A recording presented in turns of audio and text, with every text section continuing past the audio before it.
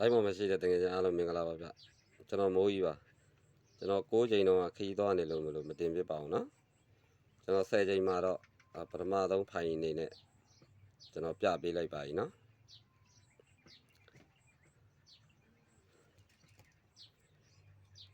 ကျွန်တော်တို့ break 8ပါ break 8ကတွေတစ်ချိန်2ချိန်3ချိန်4ချိန်တက်လိုက်တော့သူ့ထက်က break 3ပါအဲ့ဒီ break 73ကနေတစ်ချိန်2ချိန်3ချိန်4ချိန်တက်လိုက်တော့ဒီမှာ break 9လို့ရှိပါတယ်ဗျအဲ့ကလေးတစ်ချိန်2ချိန်3ချိန်4ချိန်တက်လိုက်တော့ဒီမှာ break 9လို့ရှိပါတယ် break 9 break 9 break 3 break 8လို့ရှိပါနော်ကျွန်တော်အဲ့ဒီအထောက်ကလေးနဲ့ကျွန်တော် break 15ပြပေးပါမယ်နော်လုံးပိုင်လေးနဲ့ပြပေးပါမယ်ဗျကျွန်တော်ဒီမှာ3ထိပ်ခွာရှိ3ထိပ်ရခွာရှိနောက်ပေါင်း9 3 8 5ဆိုတော့6လို့ဖြစ်တာပါဒီမှာ6ထိပ်ခွာ9ရ6ရ9ရ5 5ရနောက်နှလုံးပေါင်း2နဲ့ခွန်လို့ဖြစ်ပါတယ်နော်6ပြီးတော့ခွန်လို့ဖြစ်ပါတယ်ဗျဒီမှာ2ထိပ်ခွာရှိ2ရ8ရ3ည3ညရ8ရ8လို့ဖြစ်ပါတယ်6ခွန်8လို့ဖြစ်လာတာပါနော်ကျွန်တော်တို့လည်းမှာ9လို့ဖြစ်ဖို့ဒီမှာ9ထိပ်ခွာ9ရ9ထိပ်ရခွာ9ရ3ညရနောက်နှလုံးပေါင်း9မှာ3ညလို့ဖြစ်မှာပါနော်9လို့ဖြစ်မှာပါနော်6ခွင်8 9လို့ဖြစ်မှာပါနော်နောက်ပေါင်း9နဲ့ break 5ပါနော်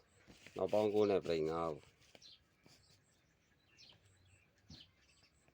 ဒီမှာ6ရ1ရ6နောက်ပိတ်ရ1နောက်ပိတ်ရ3ညထိပ်စီးရခွန်လို့ဖြစ်ပါတယ်ခွန်နောက်ပိတ်ရ3နောက်ပိတ်ရထိပ်စီး8ရခွန်3 8က8လို့ဖြစ်တာပါ